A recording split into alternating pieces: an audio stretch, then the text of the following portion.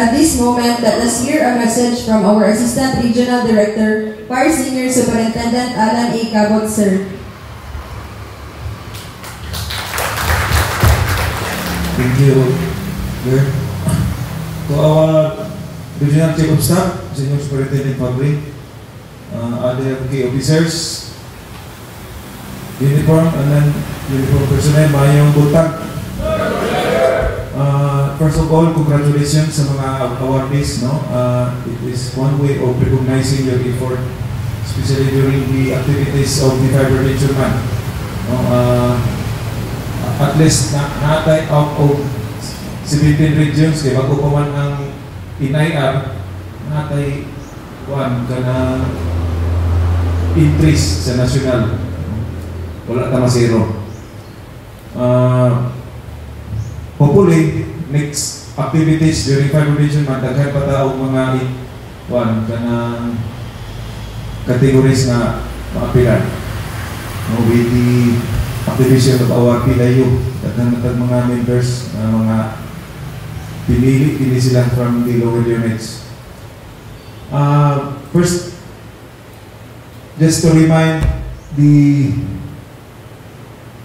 committees, no, katong sapat, no, we have to deliberate, no, katong in charge ko sa inyo, ha, no, apat. We have to deliberate this morning so that we could post those who are qualified to proceed to the next stages for the recruitment process. No? Unta, makuha na karon para dili ta makuha sa kanang calendar of activities na to. Another thing is this coming Wednesday, for the promotion, we have the scheduled panel interview, and as I learned, we have also personnel coming from the regional office, especially for the promotion of ECFO4. Reminders lang, dili na magsalit, considering na ako sa kusina, because if you notice, 26 ang kuta and 29 ang applicant. So, naitulog yun na mataga. And mas, for me, being part of the promotion, especially ako pag chairman, it is really difficult to decide which of those three na really ma-consider, because in as much as we wanted to promote them all, we have to follow the quotas. And mas maayo pa daghan ang sobra, no? Daghan ang applicants para we have to make kanang reasons, valid reasons nga wala pa ma-consider.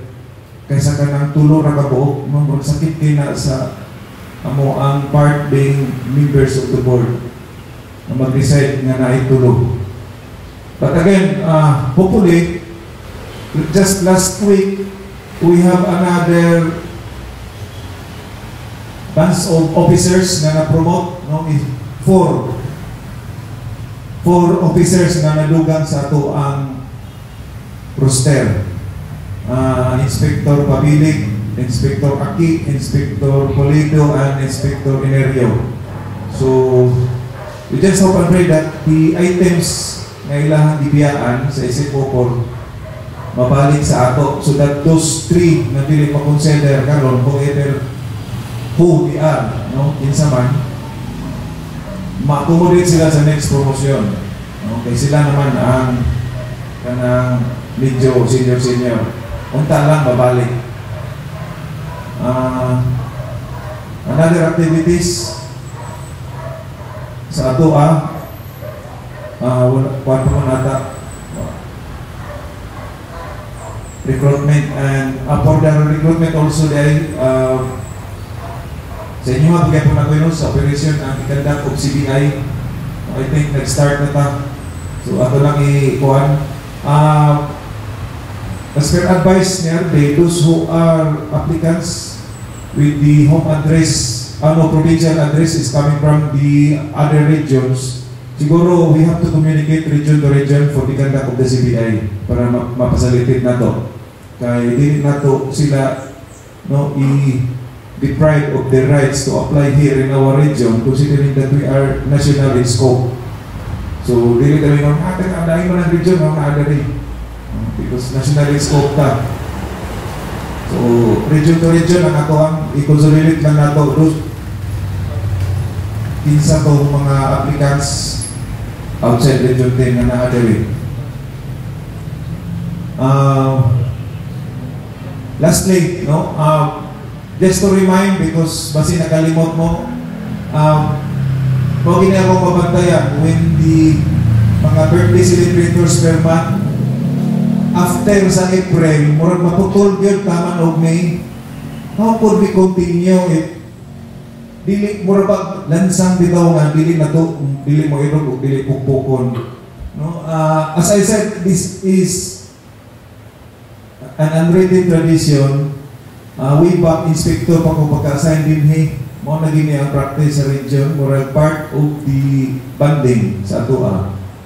Dili na siya ingon nga obligado din ka na magpabungga o pagkaon because there are birthday celebrators, matunong ang naman na daghan sila. No? So reminders lang, katong mga nakalimot na ang May, June, and we are already at the start of the second semester, July. So basin kung dili kaya sa duha ka bulan pwede tuloon, no? Kay murag sa July ata murag si kami naman ata iskuhido si Joey. I don't know kung saan nabulan ni sila basta gamay ra, no?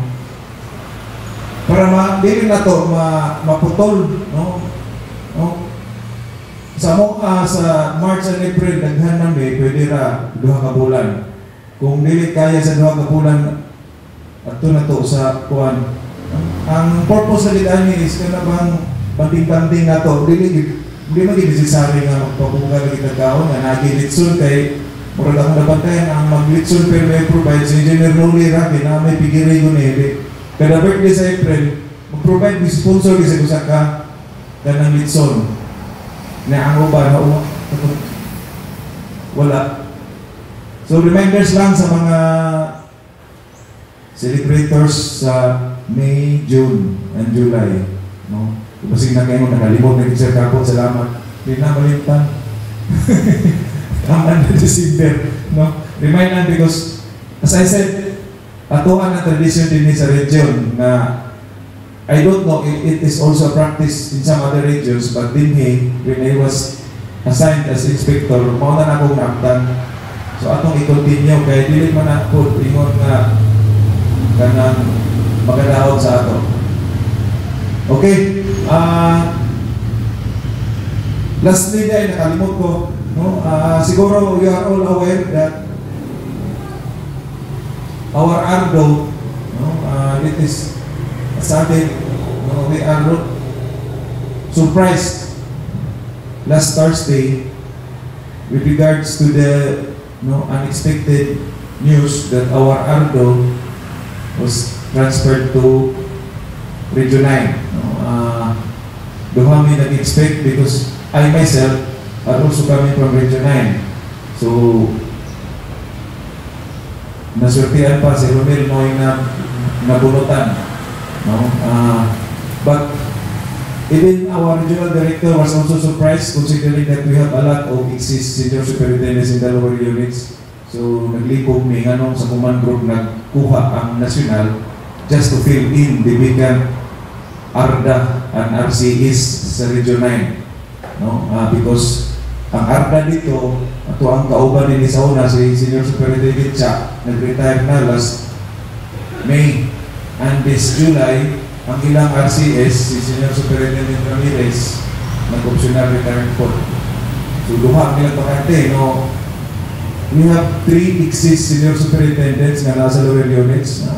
We really don't know what it's called, wisdom sa national. That's why we officers mag-expect lang din no? Kung anytime mga orders, either we mabalhin or ma-retain, part na sa ato ang trabaho because as I said sa national in scope ta, so isa na sa tang ma-assign, no? Although daghan kaayong mga activities pa nga naka-lend dito sa position ni Romel. Whoever the next ardo na mapilian ni Ate,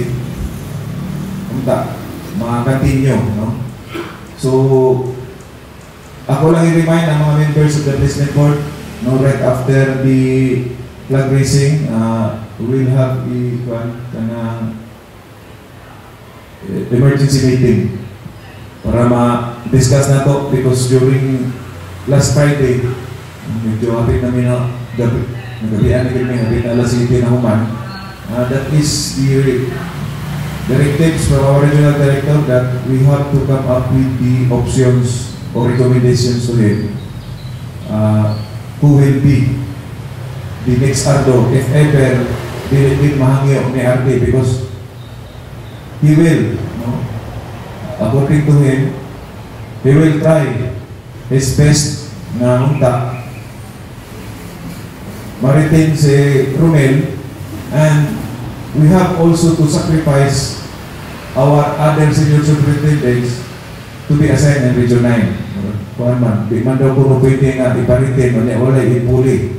So we have to sacrifice other senior superintendent to replace the Romel, if that purpose na para lang ma-fill in ang vacant command group sa Region 9.